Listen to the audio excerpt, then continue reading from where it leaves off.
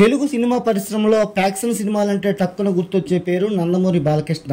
వీరత్వాన్ని ధీరత్వాన్ని తనదైన శైలిలో పండించి ప్రేక్షకులను రంజింపజేయడంలో బాలయ్యకు బాలయ్య సాటి. మోసధోరణిలో వెళుతున్న తెలుగు సినిమా కథలకు ఫ్యాక్షన్ జోడించి తెలుగు సినిమాలో ఒక సరికొత్త ట్రెండ్ క్రియేట్ చేశారని చెప్పాలి. ఫ్యాక్షన్ సినిమాల ట్రెండ్తో డైలాగుల ప్రభంజనంతో ప్రతి ఫ్రేమ్లో అద్భుతంగా ఆవిష్కరించిన చిత్రం సమరసింహారెడ్డి. బి గోపాల్ రెడ్డి దర్శకత్వంలో బాలయ్య సమరసింహారెడ్డిగా తన విశ్వరూపాన్ని వెండితెరపై చూపించి సరికొత్త రికార్డులకు నాంది పలికారు. బాలయ్య సరసన సిమ్రాన్, అంజలి జావేరి సంగీత హీరోయిన్లుగా నటించారు.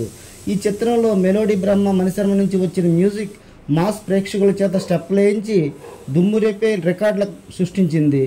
నందమూరి నాయిక అనే పాట, అందాల ఆడబొమ్మ, రావయ్య ముద్దుల మామ, చలిగా ఉందన్నాడే కిల్లాడి బుల్లోడు, ఈ మాస్ మెలోడీ పాటలు ఇప్పటికీ సంగీత ప్రియులను ఆకట్టుకుంటూనే ఉంటాయి. సమరసింహారెడ్డి కథ అనుకోకముందు దర్శకుడు బి గోపాల్, కథా రచయితలు పరుచూరి బ్రదర్స్ 30 కథల వరకు విన్నారంట. ఫైనల్గా ఈ కథను ఎన్నుకున్నారు. ఈ సినిమా కథ రచయిత రాజమౌళి నాన్నగారు విజేంద్ర ప్రసాద్. ప్రేమ కథలు, కుటుంబ కథలు నడుస్తున్న అప్పటి ట్రెండ్లో ఒక్క లవ్ ట్రాక్ కూడా లేకుండా బాక్సాఫీస్ రికార్డులను తిరగరాసింది. పగ ప్రతీకారం నేపథ్యంలో వచ్చిన ఇండస్ట్రీలో మొదటి హిట్గా నిలిచి చిత్రంగా సమరసింహారెడ్డి చెప్పుకోవచ్చు. ఈ చిత్రం బాలకృష్ణని ఫ్యాక్షన్ చిత్రాలకు ట్రేడ్ మార్క్ హీరోగా నిలబెట్టింది. అందాల భావనలతో డ్యాన్సులు ఒకవైపు, నవరసభరితమైన కథను మరోవైపు, రెండింటినీ బ్యాలెన్స్ చేస్తూ అద్భుతమైన కథను రాశారు Vijayendra Prasad. B Gopal Reddy extraordinary taking, PSR Swamy cinematography సినిమాని తారాస్థాయిలో నిలబెట్టాయి. ఆల్ టైమ్ ఇండస్ట్రీ హిట్గా నిలిచింది.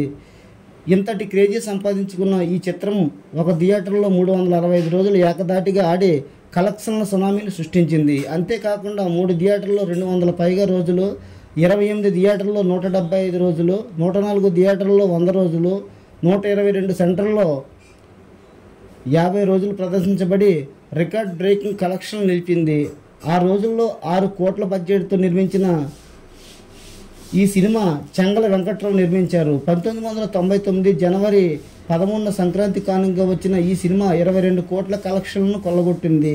సమరసింహారెడ్డి విజయం తర్వాత యాక్షన్ చిత్రాల క్రేజీ బాగా పెరిగింది. కానీ కొన్ని చిత్రాలు మాత్రమే ట్రెండ్ను క్రియేట్ చేశాయి. దర్శకుడు బి గోపాల్ సమరసింహారెడ్డి సినిమా తర్వాత తీసిన మరో చిత్రం నరసింహనాయుడు. ఈ చిత్రం కూడా బ్లాక్ బస్టర్ కావడంతో బి గోపాల్ మెగాస్టార్తో ఇంద్రా సినిమాని తెరకెక్కించారు. రాయలసీమ ఫ్యాక్షనిజానికి కాశీ బ్యాక్గ్రౌండ్ మేళవించి రచయిత చిన్నికృష్ణ, పరచూరి సంభాషణలు తోడై అప్పటి వరకు ఉన్న సినిమా కలెక్షన్లు క్రాస్ చేసేలా ఈ సినిమా తీర్చిదిద్దారు. ఈ సినిమా కూడా మెలోడీ బ్రహ్మ మణిశర్మ సంగీతాన్ని అందించి చిరుకి ఒక సెన్సేషనల్ మ్యూజిక్ ఆల్బమ్ ఇచ్చారు. చిరంజీవి హీరోయిన్లుగా ఆర్తి అగర్వాల్, సోనాలి బింద్రే నటించి స్టెప్పులేసి ప్రేక్షకులను అలరించారు. పరచూరి బ్రదర్స్ రాసిన ప్రతి డైలాగు ఇప్పటికీ తోటాల్లా పేలుతూనే ఉన్నాయి. ఇంకో విశేషం ఏంటంటే ఈ సినిమా కూడా నరసింహారెడ్డి తరహాలోనే నడుస్తుంది. రాయలసీమలో పేదల పాలిట పెన్నిది ఇంద్రసేనారెడ్డి. ఊరు బాగు కోసం ఊరు విడిచి కాశీలో టాక్సీ డ్రైవర్గా మారతాడు.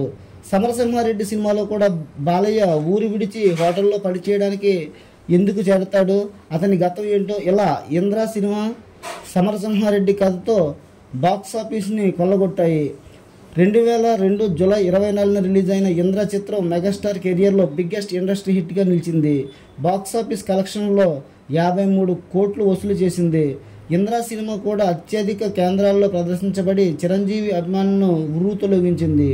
ఒక సెంటర్లో 227 రోజులు, 37 కేంద్రాల్లో 175 రోజులు, 98 కేంద్రాల్లో 100 రోజులు, 151 కేంద్రాల్లో 50 రోజులు ప్రదర్శించబడి బాక్సాఫీస్ని షేక్ చేసింది. మాస్ ప్రేక్షకుల్లో విపరీతమైన క్రేజీ ఉన్న ఇద్దరు స్టార్స్ ఒకే తరహా సినిమాలు చేయడం, అవి ఇండస్ట్రీ హిట్ బ్లాక్ బస్టర్లుగా నిలవడం నిర్మాతలకు లాభాలు తెచ్చిపెట్టడంతో తర్వాత మరిన్ని ఫ్యాక్షన్ సినిమాలు వచ్చాయి.